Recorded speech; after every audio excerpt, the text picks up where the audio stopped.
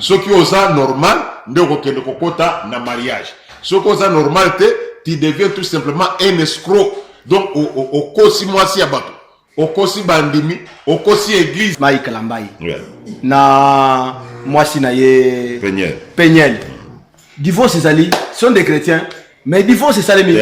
J'ai dit à la sépasse dans la Mike Lambai na mwasi na ye. Divorce c'est amis mwasi a déclaré. Les mariages est une institution divine. Donc, il n'y a pas ensemble. Mariage chrétien, mariage chrétien, c'est-à-dire, peigner le côté de la dengue zawana, maïka côté de la dengue zawana, ce que vous circoncité, boti karabongo, yo komi mamelo, ye a komi sango. Oyo kolinga ko inanga, olinganga mon frère et ma soeur, il n'existe pas de viol dans les mariages.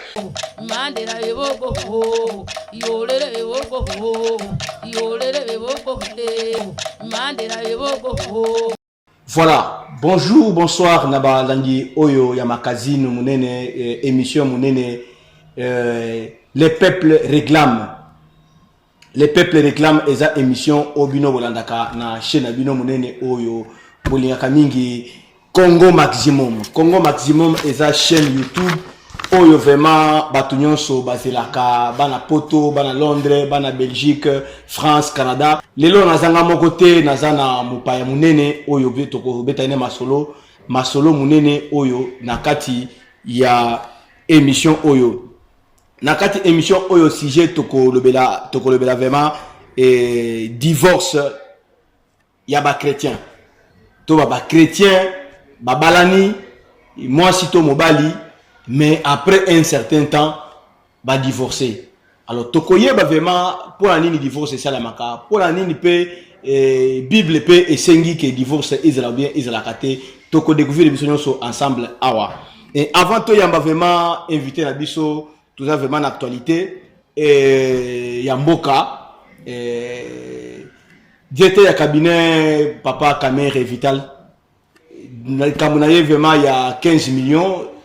Nazo mona vraiment silence zakaka et bazo belangote chef de l'état pe azo betango masolote mais na monika batu ya IDPS na batu ya INC cash bazana kati ya bulu yeke moi mes ententes ezali vraiment entre INC na IDPS pona makambo ya mokonzi munene papa Kamere et Albert Yuma Bemema dossier ezaka moko wana silence ezakaka tozo yebate makamunde nini ezo kende c'est pourquoi toza katika koyebisa bino kaka non ke makamunyonso ce qui vraiment est na terrain to koyebisa bino po boyeba ke makamunyonso ezali avant to yamba vraiment inviter na biso bola na mo séquence wana.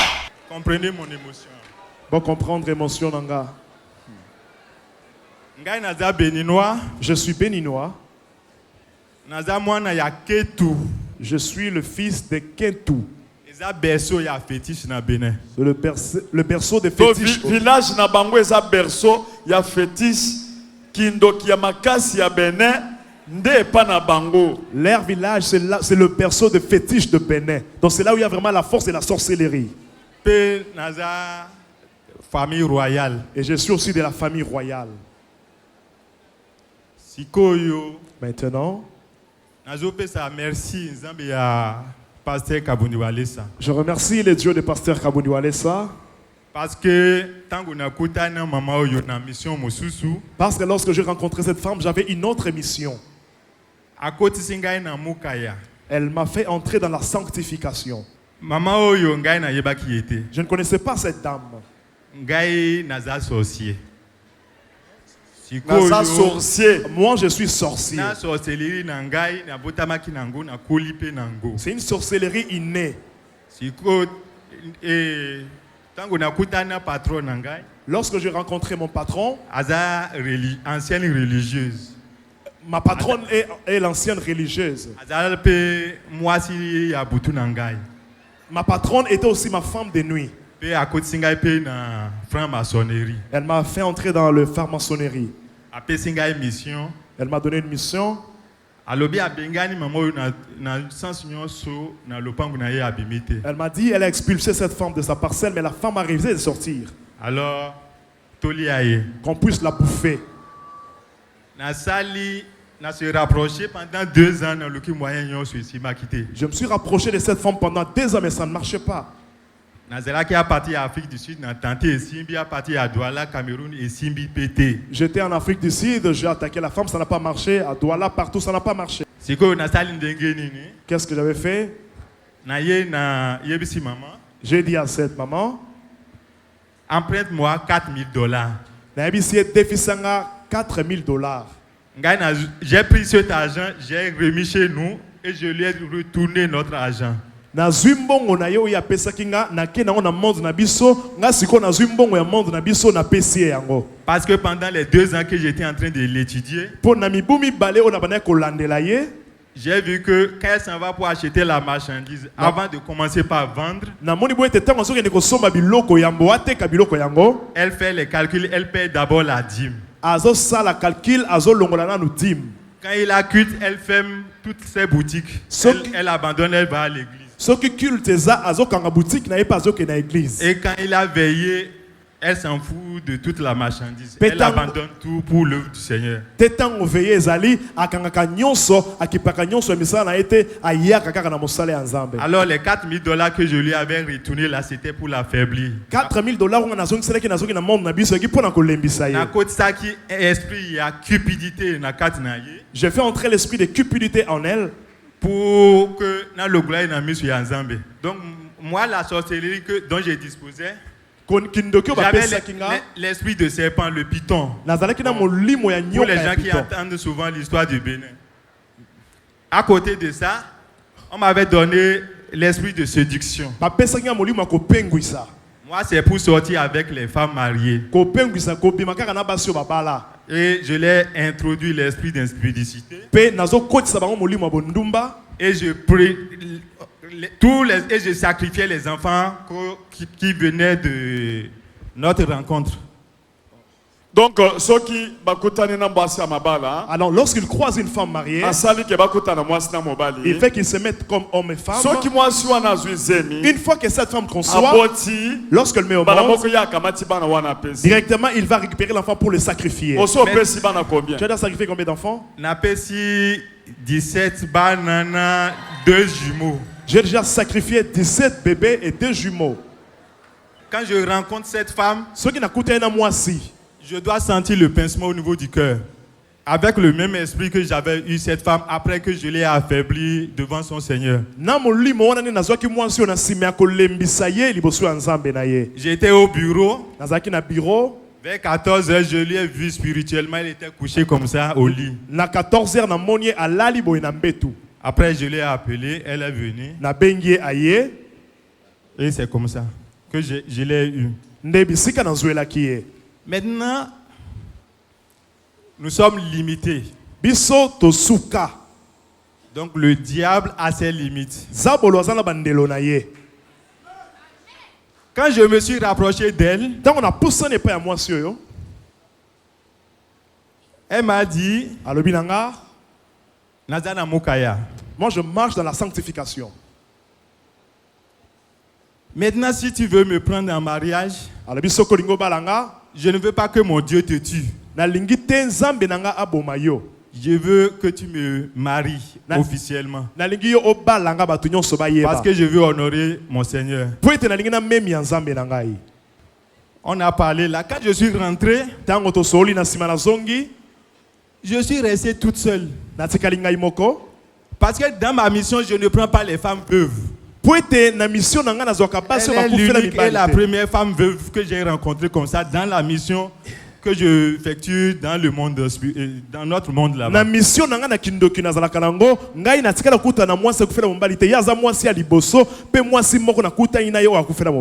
Toutes les femmes, parce qu'en ce moment-là, j'ai déjà rencontré 19 femmes au total que j'ai sacrifiées là.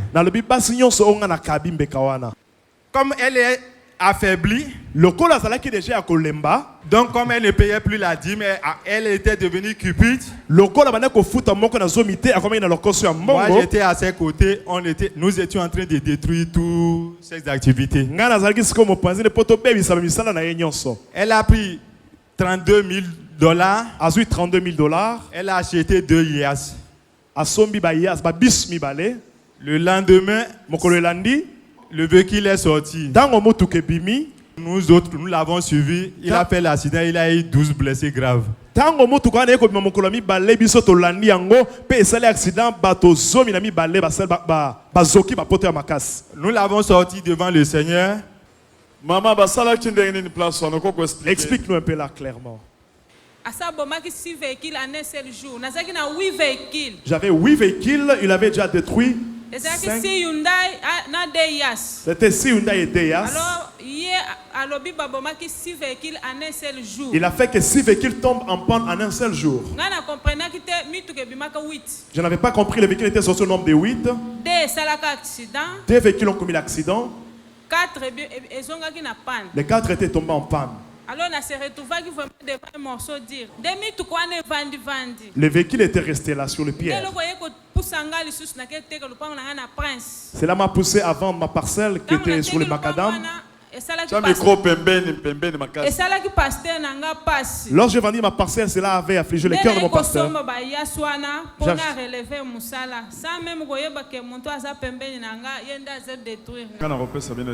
Les conseils que je vais vous prodiguer. Moi j'ai fini ma part. Jésus-Christ travaillait na prince des démons. Même à l'heure de Jésus-Christ, on parlait qu'il travaille avec le prince des démons. Amen. Amen. Il disait toujours, est-ce que tu as déjà vu un démon chasser un autre démon? Ton mari était très géant dans la sorcellerie. Dieu t'avait révélé cela. Nous l'avons délivré. Amen. Amen. Maintenant, il est maintenant normal au niveau de la sorcellerie que toi tu ne connaissais même pas. Et puis si c'était son démon qui t'avait révélé cela, jamais son démon ne pouvait pas te montrer qu'il puisse venir qu'on chasse les démons.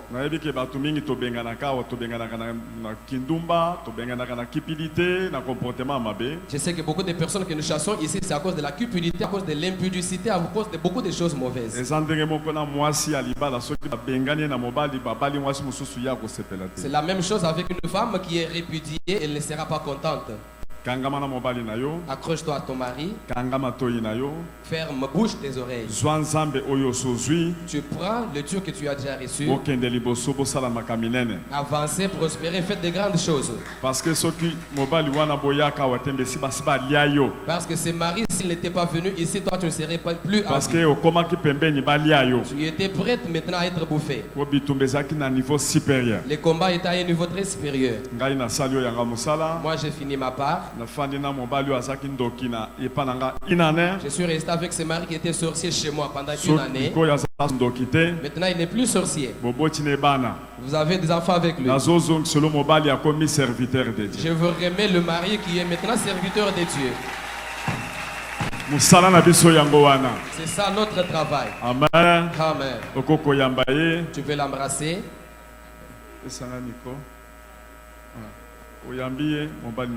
Tu peux embrasser ton mari.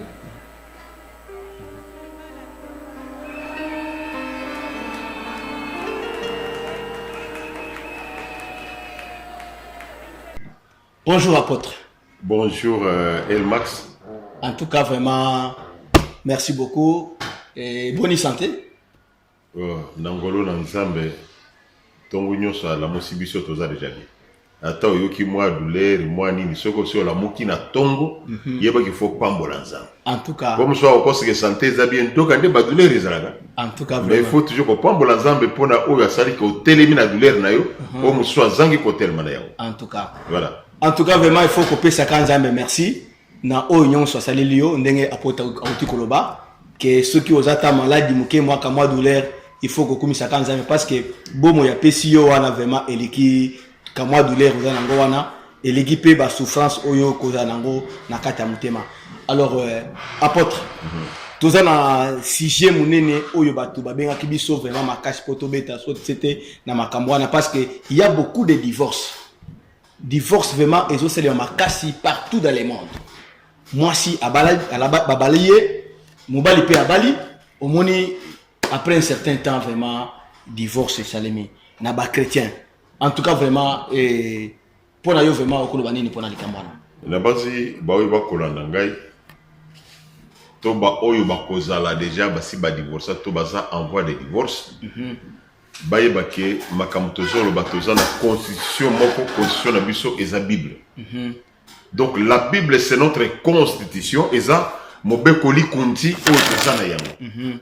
Alors ndeko nyonso akolanda biso alanda biso na bokebi parce que moni El Max bato bele balinga ke Bible et s'adapter na babo Bible côté ko s'adapter na mutute et sengele moto a s'adapter de na Bible. C'est ça la loi même de Dieu. Donc biso il faut tous s'adapter na le banzambe kasi malo banzambe e koya ko s'adapter na bisote. Alors c'est pour moi que moto tanga ko mona ke makambo zolo ba wana e concorder na oya si asali ou bien azana kata ko salta mais tay balo ko kuna makambo te notre problème c'est de retourner dans la Bible. Nzambe yemoko déjà na kala na mukanda ya Malachi lobi j'ai et la répudiation Nzambe azoyina ko kabwana. Répudiation zabazo ko boya na mukanda Malachi kuna akeme musika lobi na boy ko kabwana na mwasi oya bolenge na yo. Donc déjà dans l'Ancien Testament Dieu était contre le divorce. Nzambe yemoko azaki contre le divorce.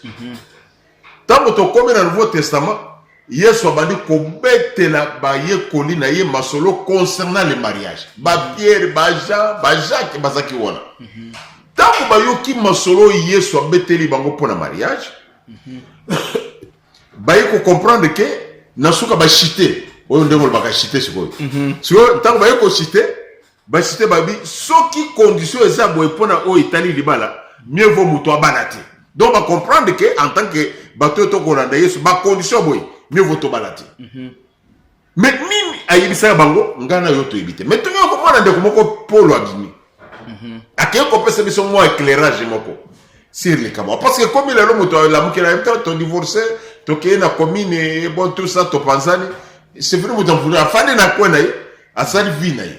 Or eza bongo te quand tu es chrétien eza na ba condition telle que nzamba sala soko divorcé au comme na impossibilité à accomplir ma condition voilà. C'est vrai. Voilà. C'est pour moi Paul Azolba na 1 Corinthiens chapitre 7 au banda na 9e verset zokita alobi ba oyo basi ko balana ba se séparer te. Soki ba se séparer, c'est-à-dire andimi ke mobulu kokoya. Mika katone kokoya. Mais soki mobulu wane eye alobi mobali to mwasi atikala obele na lolenge wana. Soki bakokokate bazonga babalana. Pourquoi?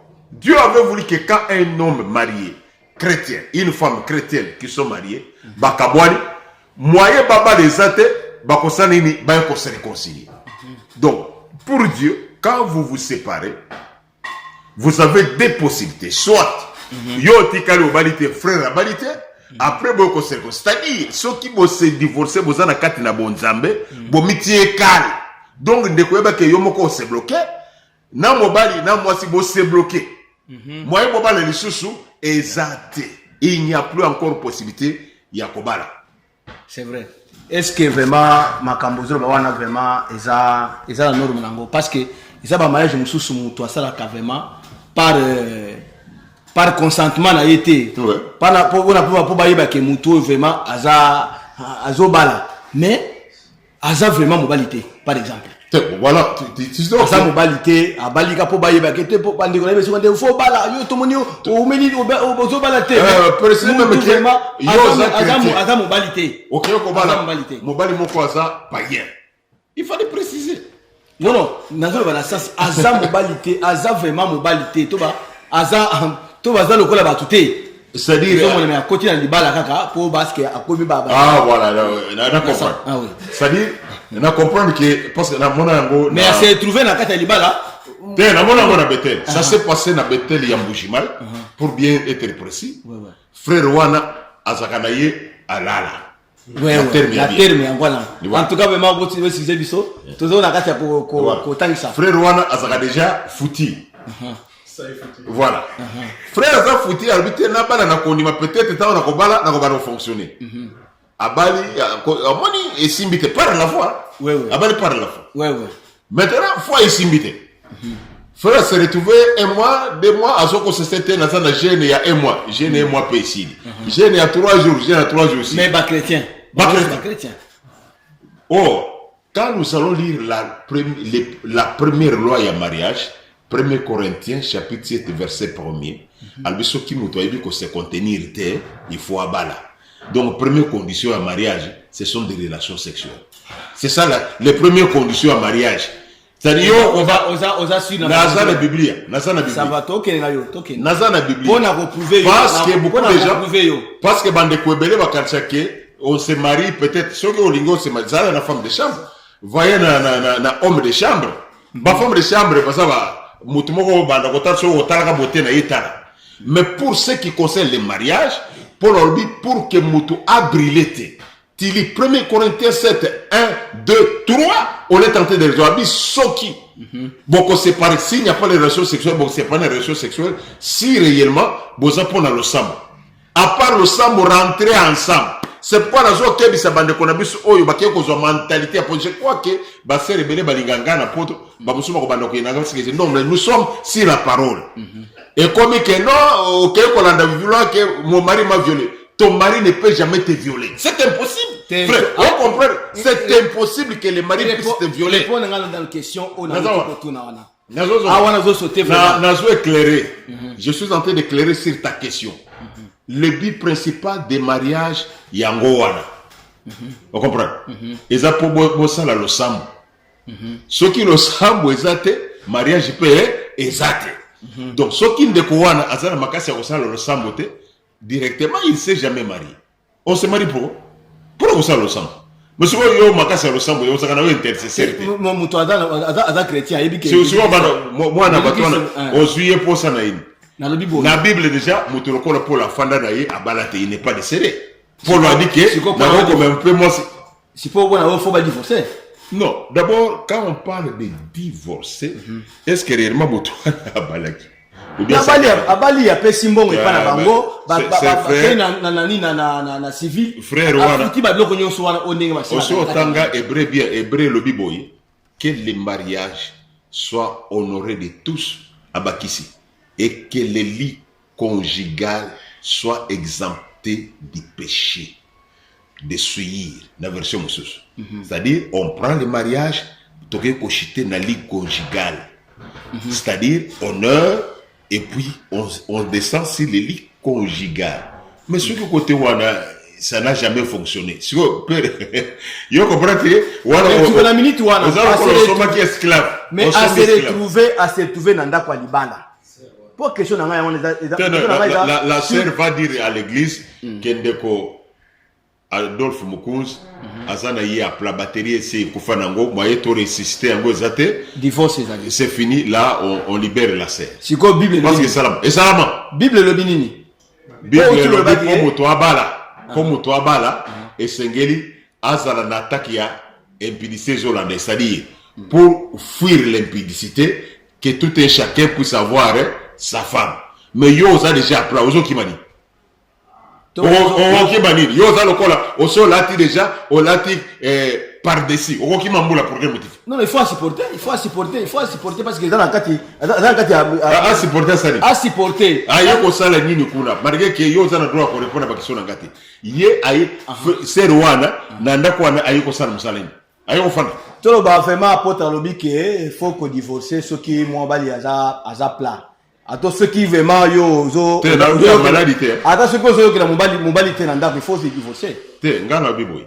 Pour le que mobali aza incapable. Na ça mobali aza incapable. Mais na kati yandaku nous avons parlé. Mobali à cause du divorce parce que moi c'est Ngana biboy. Je suis trop clair là-dessus. Frère Oya Ibiki a fonctionné à Kanaïté. Okayi Kobala d'abord aux mercenaires. Aux un frère qu'on doit condamner. Tu comprends? Frère Wana c'est Gassali Wana et sa condamnation. Et puis ce qu'on même pasteur, tu as péché. Parce que nous savons l'unique but pour se marier et ça pour fuir l'impudicité. or yo za na capacité ko kimempiser parce que ça na yango titi tout ce qui a fait faiblesse sexuelle faiblesse ya wana za faiblesse c'est quelqu'un qui est normal ba ko traiter yango d'abord na Congo ba traiter yango facilement mais tout mobile est faible ce que ça a plan banda d'abord te fait d'abord soigner avant oyo ko benda sera bato si ni no se aux allemands grip ya kondima to ba pote divorce nuit de noces et ko sala marque apôtre lobi que divorce ezala a dit ya côté wana il faut divorcer ezala j'ai refusé le mot divorce ça n'existe quand on dit marié et so ba divorce ya ba chrétien ceux qui mobali na kaya liboso qui mobali ceux qui aza vraiment plat to ba yo ndimi que divorce seulement to ba na place à la manière de la Bible celui qui a plat n'est pas marié. Nazongi à la manière de la Bible, c'est-à-dire un unique. Et c'est le cas un unique dans la Bible, un unique n'a pas droit au mariage. Bible, il y a un moment pour reconnaître qu'il y a les uniques qui sont des uniques au Babotama. Il y a des uniques au Bamisala pour la Christ. Les uniques n'ont pas droit au mariage. Donc il y a que les gens normaux qui ont droit au mariage. Ceux qui ont ça normal, ne kokota na mariage. Ceux qui ont ça normal, tu deviens tout simplement un escroc. Donc au kosi moi si abato. Au kosi bandimi, au kosi église, il te faut une repentance sincère pour que tu l'imisayo et public. Et on te voit aussi. Bozola na vraiment apôtre ndenga azo continuer koloba na ko expliquer à lobi que vraiment ceux qui vraiment yo za vraiment plat. To ba oza mobilité depuis bon mois na yo oza mobilité OK na hôpital vraiment esimité. Kokota na kati yanda kwa libala te il faut vraiment oser la kanzambe soki aye. Wo de mereka na nzambe na yo mais na zo tuna apôtre mutuna apôtre yo lobika olobike ceux qui mobile aza plat vraiment depuis sa naissance alors à kobalate mais ceux qui na une question mais répondre na bien te ceux qui mobile aza na faiblesse sexuelle to ba aza vraiment faible et ceux qui ti na de ya comme plat ndenge na muto o tu le ba wala que non et à côté mariage ceux qui a commis plat divorce c'est ali divorce c'est ali divorce c'est ali divorce c'est pas autour ba awa que les lits conjugales est vraiment respecté voilà c'est ça non alors si on est là que mon bali divorce c'est ça voilà maintenant c'est ce que je te dis que ba yekoli tango yesu afandisa ki bango yesu abeti bango matière ba comprendre matière wana mieux vaut na tika na ngase di matière ne matière to sobe c'est-à-dire quoi tango zo bala mobali na ye asa normal. Maintenant, nakati alibala azu soit maladie. Au moins, tu sommes tu as vu maladie j'ai bien. Tu as vu maladie quand tu as ma maladie le bala ça c'est que azo continuer nakati ya li conjugal wana mais bandiko simbate. Nazo kende. Bandiko simbate. Parce que simbate yango moko. Divorce c'est ali. Et ko simbate yango moko s'il n'y a pas une maladie. C'est-à-dire faiblesse sexuelle est liée soit à un problème psychologique, soit à une maladie. Donc faiblesse sexuelle est agate que et mieli yango moko kangio. C'est pas voilà, mais c'est une maladie, on le met déjà. Voilà, maintenant j'arrive. Par exemple, du fait que Moutouan a qui normal, tant que Bobalani c'est pour les pires et pour les meilleurs. On comprend? C'est-à-dire, au métier Singana Kingo. Ceux qui côté. On a qui peut plawana. Wana za mercenaire. Ça va, Moutouan Bongo, il faut qu'on kangaye. Toi continue. On comprend? Moutouan Bongo d'abord. Celui qui a été côté à Talibanga, la Tissé Israël, moi qui est de Baï. Non, ouais, c'était mercenaire. Voilà, avec qui n'a pas de est. Vous comprenez? Il faut qu'on ait compliqué. Zonga, la place, il y a que Moutou. Quand vous êtes déjà dans les mariages, au Monica, comme il peut plat, allez, malheureusement, divorce, c'est ça. Du fait que Razaki est déjà normal, vous êtes liés par un serment. Le serment dit que dans les pires et dans les meilleurs. Tant botel mi liboso ya pasteur, botel mi liboso ya bazuzi, pour na kosala mariage civil na tel makona na ibi, abi na dans les pires et dans les meilleurs. C'est-à-dire oyebi ke pire ko yela molongani ya mwasi to ya mobali. Parce que oyebi kaka wana. Mais c'est pour ça que maintenant au sala accident, bakati yo makolo na parti wana ki. On a nye fuki. Wana ezaki. Dera bi na accident nye fuki. Wana ezaki accident mais na kati obimba. Oye wana, okomi wana nye fuki. Parce que vous avez c'est-à-dire les paroles que vous dites, c'est pourquoi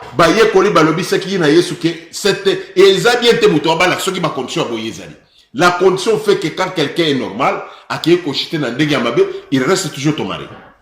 Parce qu'au Banda déjà bien, tu as déjà accompli le vœu du mariage, tu as accompli la nuit de noces. Même Yesu. Apôtre a fait divorcer Batebele, parce que nous avons mis à oiseau répondre à bien. Divorce, on fait divorcer Batebele. Déjà, ils ont contre le divorce. C'est pourquoi Bandeko Oyo Moni bazo divorcer wana baza na condition atako balaki païen. Bible zo pekisa que yosa chrétien au bali païen. Oyibi païen ça signifie quoi? Eza na mo pagano.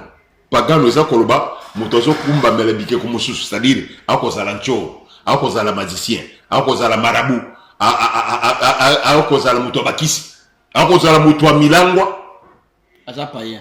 Ande païen dans l'église. Akendaka na église akota kata bwana ye église ataba mi akota ka ye paite ye afana ka na parler. Vous comprenez?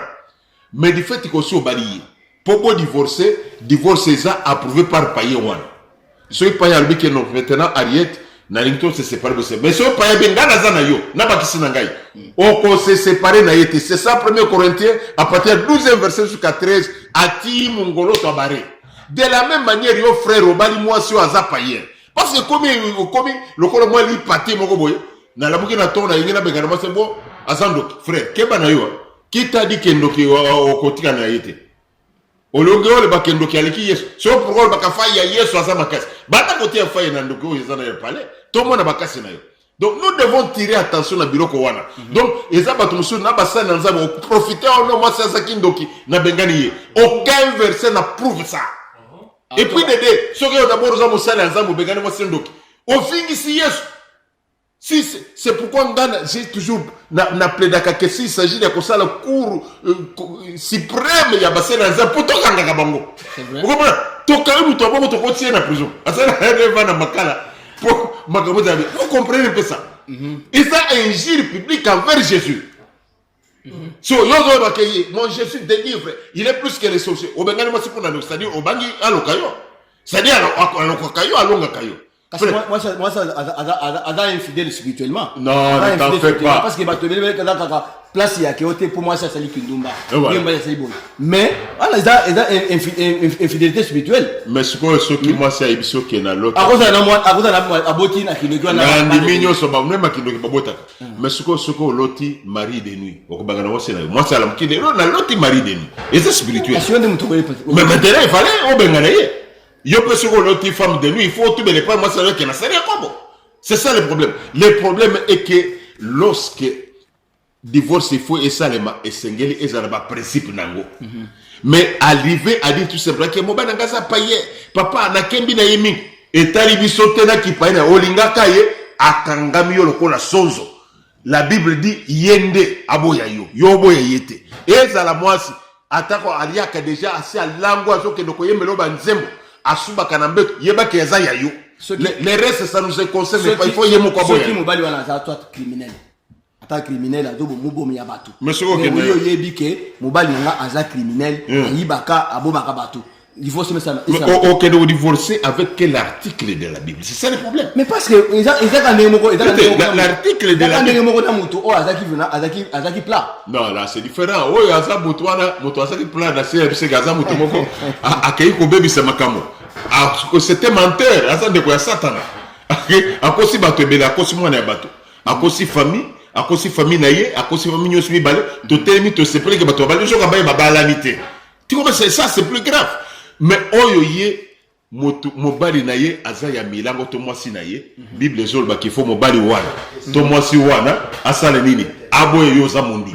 Donc pour un chrétien eza impossible ce que son dit mais pour divorcer ça facilité ndenge bato bona divorce ça facile so comme na makambo ya biso ya Yesu ya Nazareth yeba que c'est difficile pour divorcer et ça se quitter pour qu'on puisse divorcer. Ndenge to mo lelo bandi ko divorcer ka pam osoki bon soki zamba za kote aboto longo akoboto longo sote okosemble bato bakoyi okosala miracle mais okokota na lola te. C'est ça. C'est très simple. En tout cas, merci beaucoup vraiment na ba bazolanda émission na biso toujours continuer apôtre boki ndenge apôtre vraiment azo silika na molimo na bato oyo vraiment bazosala divorce vraiment na idée na bango.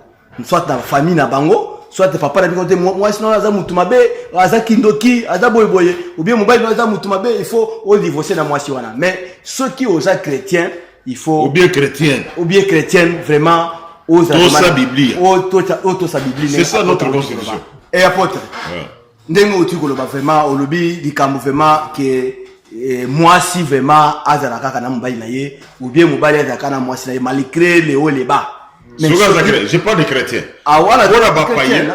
Pour na ba paye. Pour te mena za pour na ba chrétien. Là pour na ba chrétien. Pour na ba paye, Bible lobby soki ba limba kabwana. Ata babalali na midi.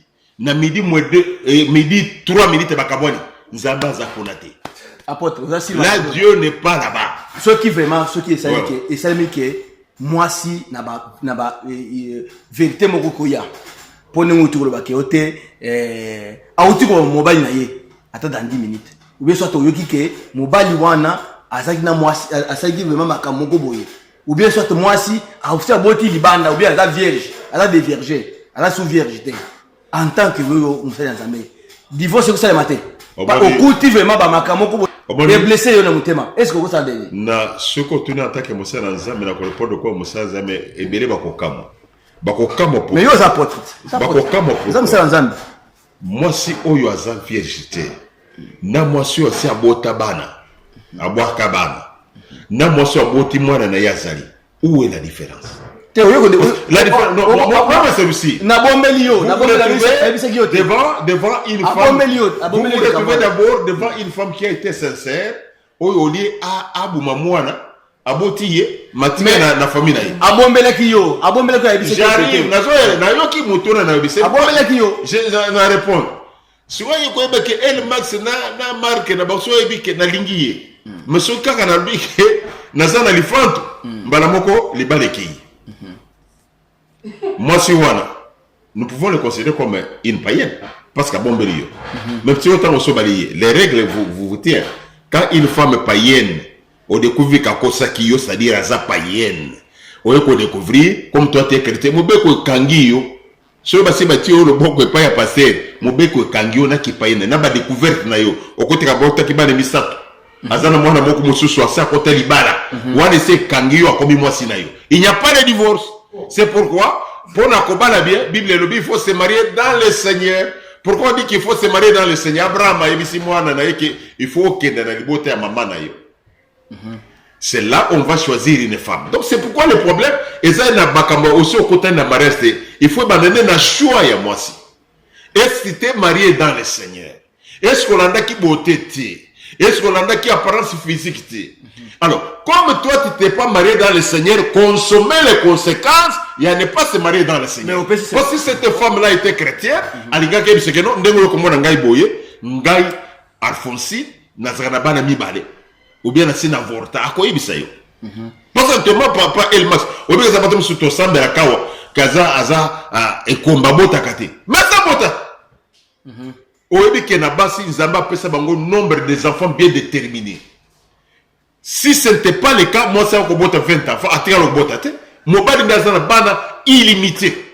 Mais moi, c'est un nombre de bana déterminé dans la présence de Nzam. Zamba dit que Alphonsine a 4, Janine a 13, Françoise a 3. Ce qu'on y a 3, au seul on basé Misato na Yamatabisi. Vous cherchez encore quoi? Parce que ce qu'on a dit Misato, il y a un peu de Misato. Olongoli misa sari bano linga bota osoboti bang na mawana nzamba bakisiri ya minei o ya miracle ce miracle musuzo keza donc vous comprenez ya bamba de musuzo souffrir na ye masabo zo sambela tu souffres inutilement o ba dans le sambo inutilement et ko salema ce qui a côté du bala azi moi te ou bien abodité divorce ezali divorce c'est ça. Bon, je dit que le problème, c'est de se marier dans le Seigneur. Dans le Seigneur, c'est-à-dire, moi, si on a connu la vérité, yo mobile pe, on connaît ça moi si vérité na yo. Oh, moi na gana basi. Mais quand on a dit mon frère, moi qu'on a poto à mon problème ni, mobile a balayé, basi ba fanda après mikolo, mobile a bana ko poazo en kanda. Alanda moi si bien, moi ça ça ba démarche pour ça, mobile se trouve na poto. Après mikolo, regroupement familial na ngana na yeba kaka ça. ndenge na tekaka yo na kino sa yo moko na ate comment na pasteur on est on a kotika le temps on mela ki wana na betaka na moi moko obeti moko za bien ou bien ni bon t'es là dans l'éléphant Divorce. tu comprends ça Divorce. il y a aussi les maris qui font ça Mais divorce il faut être là. mais comme cette sœur est chrétienne basi babalani na masa wana essaye kangi nzoto essaye lokola sonjo essaye jembeli yo Apporte mutuna musuna zote. Moi si pour le bilikambu pour na donc ngai nazana kati ya kotuna pour nazana mituna na kotuna o répondre nga. Soki moi si et pas la bango. Babotiye à côté de bala aza chrétien ou bien chrétienne. Soki à côté de bala mais mon bala c'est retrouvé que moi si azo botate. Divorce c'est ali.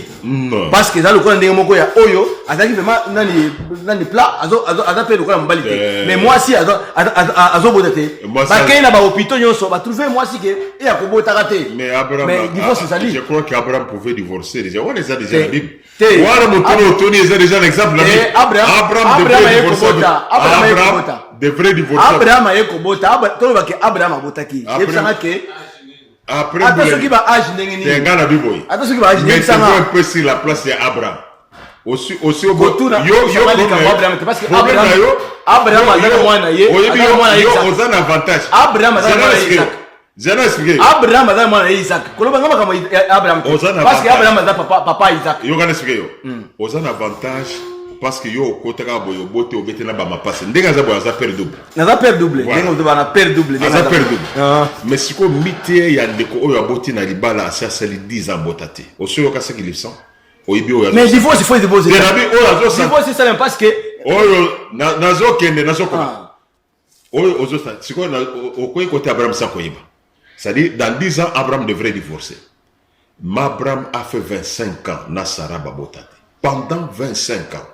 Donc il faut imaginer ce qu'Abraham a duré pendant 25 ans. C'est pourquoi ce que mon ami Sarah comme le niveau à Kolobana Abraham te que Joas nani esclave Agar au botanaï c'est-à-dire à mon que pero alembi. Donc je vais trouver une solution intermédiaire. Donc comprenez que ça facilité il y a quoi c'est bon négocier bango facilement Abraham et n'a pas facilement c'est parce que la thème na biso ya divorce ya ba chrétien so bati on a position Abraham au comme à côté Abraham a commenté ndenge na yebeli yo bien côté Abraham a comment wana voilà dans la foi maintenant nous allons pour dire tout simplement que l'homme ne peut divorcer ce qui va se babalani en tant que chrétien qu'à cause de l'impudicité. L'unique condition. Moto ça à plat, c'est-à-dire il ne peut même pas commettre. C'est différent. L'impudicité.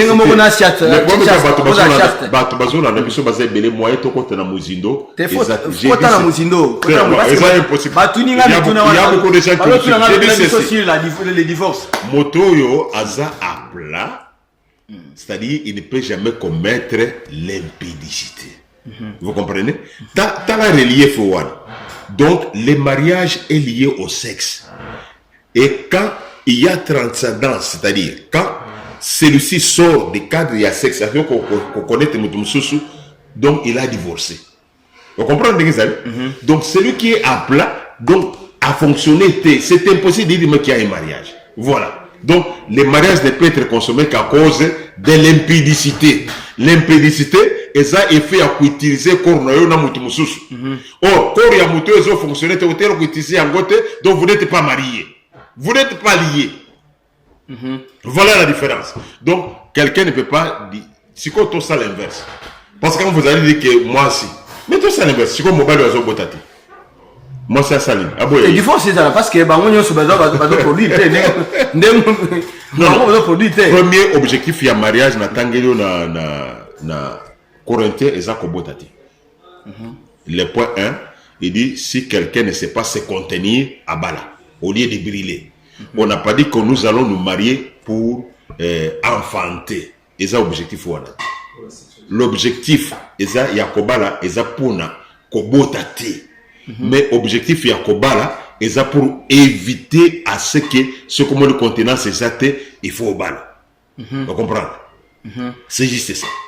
En tout cas vraiment mariage salami kaka pona kobota te mariage salami vraiment kaka pona Mbeto. Ouais, il faut insister pour et belé bazo boyana. On va na boy et tout ça. Il faut vraiment tout le temps vraiment pembeni ya mbali na yo parce que et puis Paul va plus loin. Paul dit que au marié a dit que l'homme n'a pas les droits sur son corps, c'est sa femme. La femme aussi n'a pas les droits sur son corps, c'est son mari. Mais tel que modernisme et ça dit que mobali assis balwa naye, moi c'est ati balwa naye sur son corps. Au point que Baïko créé une loi, il y a viol dans les mariages. Ça n'existe pas depuis Nzamba Kelaka. Il n'existe pas le viol dans les mariages. Le viol dans les mariages, il est en dehors de la Bible.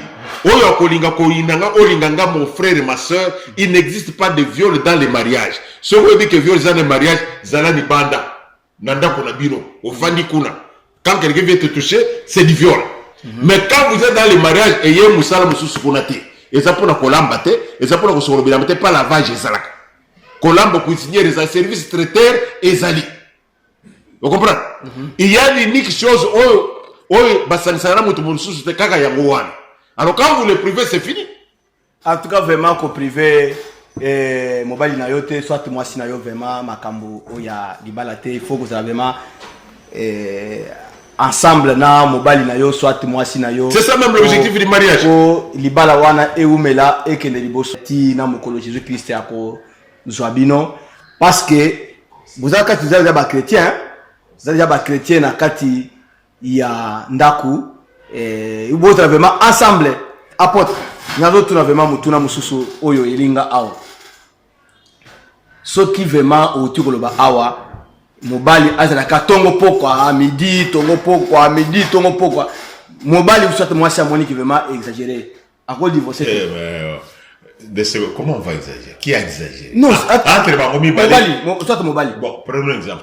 Vous savez que la femme s'adapte. Attends, ce qui mobali moi c'est boyi. Moi c'est boyi. Non, la lembi. La femme s'adapte facilement au rythme de son mari. C'est pourquoi ce que je vais vous dire maintenant, ça peut choquer Batumoussou.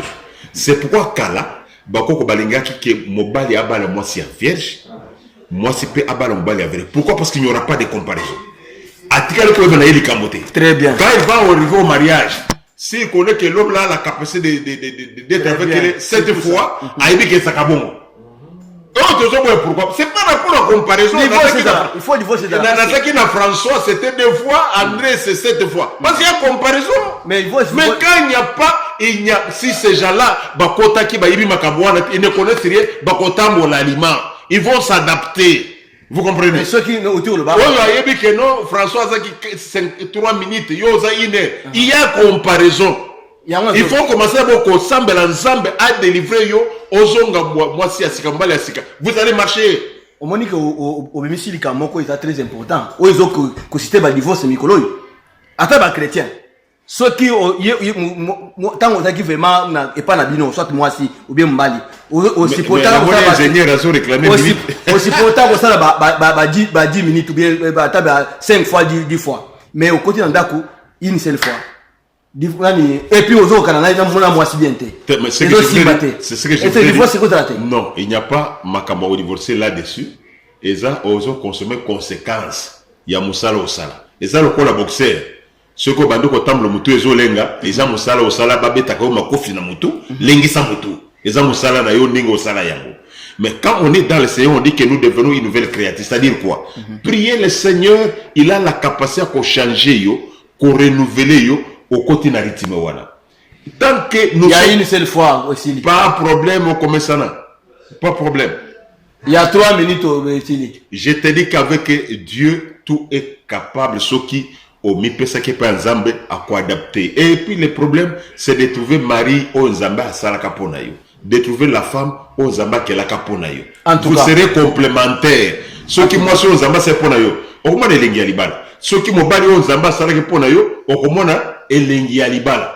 Il y a les gens qui sont dans les mariages, ils souffrent. Mais ça c'est même côté où on a été. Quand le langage pamba, donc le langage yoka kamikolonyos.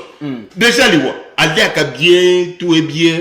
Mais ce qui kaka François Fongoli Mouno, il faut aller. Kofinga. Abeti était. Tina maman. Quand attend solo bakaka boye, yemo kwa bandi kole. Moi je peux azolo kate Voilà. Moi, si monsieur peut se rater, bon, ça c'est la mort. Mieux vaut la Nazal. Merci beaucoup. Apôtre, dossier, il y a Mike Kalambai. Ouais. Na moi, Sinaye Peñel. Divorce, c'est ali. Sont des chrétiens. Mais divorce, c'est ça les yeah. J'ai dit à la séparation dans la Mike Kalambai na moi, Sinaye. Divorce, c'est amis, moi, c'est à déclarer. Nalanda qui vidéo ya yo zo boya divorce te nalanda qui numéro vidéo ya ser na yoka qui passe ser azolo bake papa nanga zozela poete azongisa mwa mbongo symbole et pas ya Mike et puis mariage chrétien to kotala mariage chrétien batala kate mariage chrétien c'est-à-dire penye lo kotika la ndenge zawana Mike kotika la ndenge zawana so bo circoncité botika la bongo yo komi mamelo ye akomi sango. C'est ça la solution. C'est ça être chrétien. Donc, bazana singamoko boye et ko sala ke bakoki kolongwate marke bilobelo bakoloba abeta kangai apesa bana $40 frère obi ke nakina $40 oyo ozolo bawana et ça capital pesa mama ya map. Mais mutu abanda ko supporter pesa mama ya map 40 oyo kasi. Mutu abanda ko zo bambongo ayebi bambongo ndenge ta mais amoni yango ke Mike aza vraiment irresponsable akati libala na. Wana eza makambo na bango. C'est-à-dire, un vrai d'abord, moto yo linga, oko kobwaka ye libanda ou le babilobelate. Et ça à côté à Mike, et ça à côté à Serowana. S'il y avait l'amour, on dit que l'amour, nga na za na Bible, Bible le dit que l'amour couvre les multitudes de péchés. Alors lui péché mon côté, l'amour couvre les multitudes de péchés. Donc moto a linga, ato salimabe, akufine kayango. Et pour des précisions des enfants.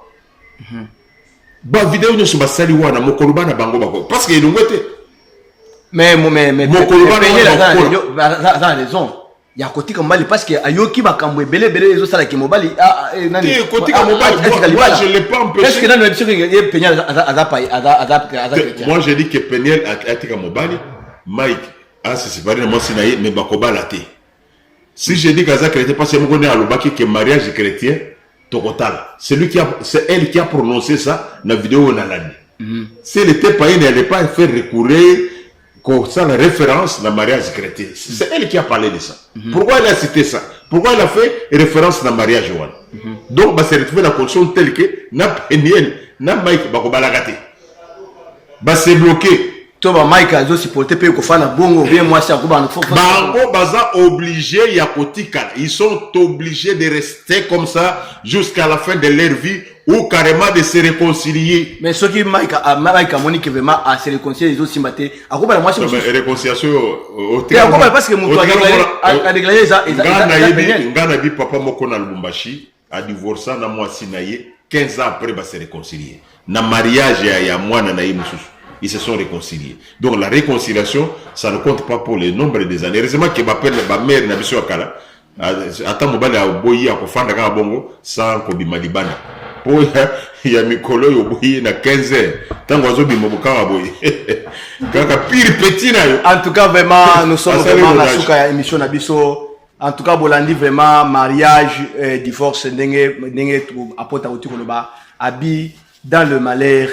Dans les bons, il faut que ça kana mobali na yo soit moi si na yo parce que loko oyesangisi bino ezakaka libala et puis na bolingo. Soki bolingo ezate, soki vraiment makambu ya malamu ezate na kati ya libala. Alike nengo bokufanda mais eko sera vraiment bien te na kati ya libala. Apote, isa batu musu basala divorce vraiment na esprit hein.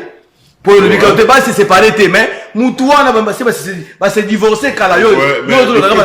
Basale en esprit basé ensemble. Au moins moi si à fin elle a un beto, mais après wana basale quand même bien parce qu'en attendant après Mikolo mbule yoko bete. Mais quoi de la cabo basale bien. Mbule yoko bete ya makasi mwinde ya koto ekufi ayoko senga alimete koto ya tikali wana. Ayo so supporter pas comprendre. Ça y est, ça un peu gravité. Voilà c'est pas un peu grave, mais c'est que les gens doivent comprendre que les mots d'abord mariage eza koloba ke yo za na idée na yo na comportement na caractère na yo ngana za na comportement na ngana caractère na nga to so tenter to tiango aliment. Donc les grands problèmes que les couples souffrent maintenant, c'est-à-dire yo zo linga ke double azala selon yo mère double pas zo nga ke yo pe ozala selon yi o le kosali mabongo te quand on parle de mariage, c'est-à-dire il y a deux personnes différentes, distinctes, batuwana siko balingi ko sangana bisika moko, c'est ça mariage. C'est-à-dire yo na mabe na yo na bolamu na yo ozali wana nga na mabe na nga na malamu tozo tenter ko koma bisika moko. C'est ça le mot mariage. Mais mabe tozo ngo ezani ngala bitengana bana ko se mobali ya boité ngamo moi c'est boité. C'est là où se pose le problème. Voilà, ça serait une autre émission. On peut parler en profondeur comment voir. En tout cas, merci beaucoup vraiment pour la émission monene totiko yebisabino les peuples réclament. Eza émission moko oyobino bokolanda kamikolo nyonso. Vous avez vraiment scotché et vous abonnez vraiment à la chaîne YouTube Congo Maximum. Beaucoup de vraiment d'informations nyonso oyizalo le kanakati ya émission oyo. Apôtre le basuka nakati ya émission.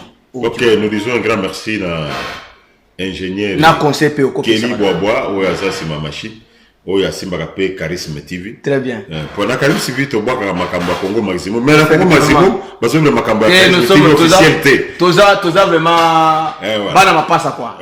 Maintenant Charisme TV na Congo Maximum. OK, nous disons c'est un grand merci à Papi Samba, directeur de la production na Show TV. Oyo azo sala ke Show TV za na bilingi. Très bien. Homme de Dieu nzamba pambola yo. No benso ba onyo so. Un coup de chapeau. Na ba oyo nyonso ba sepela cannabis. Nous disons tout simplement ya ba oyo conseil na ba oyo so ba kolanda biso que les mariages eza institution divine. Donc euti pas ensemble.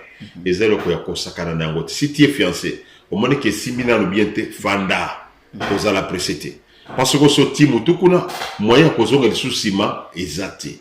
Oza na fiancé bon se vérifier très bien est-ce que ton côté la libéra ou bien ton kobaté.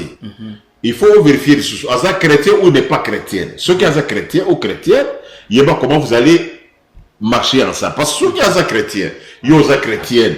Bon comme il peut se parle de problème beaucoup bien passer la petite mais ceux qui sont païens ou bien païennes. Ici quoi on a conseil vidéo sur base de quoi yé païen azana bible na ya ki païen yo chrétien na bible na ya ki païen païen ayebi que moi s'il faut ko betaka yende pilipili ne mungwa ya libala yo chrétien bi que non moi c'est azan joto na ngai tu vois maintenant c'est moi là que bokozana bulu yeke e ko simbate vraiment yo païen ayebi que so muto abeti yo atali ko fina nere et sengena kanga kanda il faut afupe sangali puta poto zongera tu comprends que son d'histoire moko boy il faut nécessairement te vérifier d'abord quelle est notre fondation. Deuxième chose, na manso to ko sala to be que Bible ezali comme conscient na biso. To se réfère à la Bible. Est-ce que tout ça conforme dans la Bible? Si nous sommes conformes dans la Bible, même ce qui est lesquels volonté na biso. Malgré que zo sala biso passé, to si to ko ngamena mobeko wango to ke ne poto zo bomo ya seko. En tout cas merci. Opesi banani boté. OK, boté mingi na bawe bakolanda ngai baza telema ibele. Papa Blaise Kayembe. Papa Blaise Kayembe, Zamba Pambola yo. Azaka na giza partage. Oui, wana zaka vraiment. Écoute des chapeaux Papa Blaise Kayembe. Voilà, mon n'est pas partager ma mission là. Et puis on est non fort. Voilà. Nous disons un grand merci à tous les amis de Wallace à travers le monde et sans oublier ba proche nanga nyonso o ba kosala que nous puissions toujours travailler dans de bonnes conditions. Nos frères et sœurs qui sont dans les diasporas, que nous puissions toujours nous retrouver. Vous êtes tellement nombreux, nous avons à Pambolabino. Et je sais que ceux qui n'ont rien à tanga, comme vous savez qu'il y a tanga, c'est mystique. Mais pour l'allélo, na tangi bino nyonso, na tangi bino vraiment. En tout cas, merci beaucoup, Zamba Pambolabino. Merci beaucoup, Naba Oyo nyonso balandi émission Mounene et les peuples réclament na Congo Maximum. Bolanda vraiment émission et puis bo sabona kamakasi vraiment na kati ya émission et chaîne wana Congo Maximum et puis kozanga te ko s'abonner na Charisme TV officiel parce que tout ça va en passer ceux qui ont s'abonner kuna au s'abonner pe na Congo Maximum et ko vraiment kitoko makasi en tout cas bino nyonso bolandi biso nzamba pambola bino na ba oyo ngai vraiment na sepela bango Jako mon grand partenaire na Paris. Un coup de chapeau vraiment Moussalo Salaka Makasi pour partager ma vidéo et partager ma vidéo et puis dans ma vidéo il y a Charisme TV il faut qu'on partage encore Azad Camp partenaire. Merci beaucoup pour coller dans gazo ya meyo en tout cas na sali songi d'abord il y a sali songi et na Suisse vraiment toujours mon papa doué Papa Doué Zamba Pambola yo vraiment au s'abonner pe au partager pe ba vidéo na France nazo mona maman Edith na banaye Sarah tout bango Zamba Pambola bino et puis na France couple Simon Katungulu Zamba Pambola bino vraiment bye. Mandela yoboko yolele yoboko yolele yoboko Mandela yoboko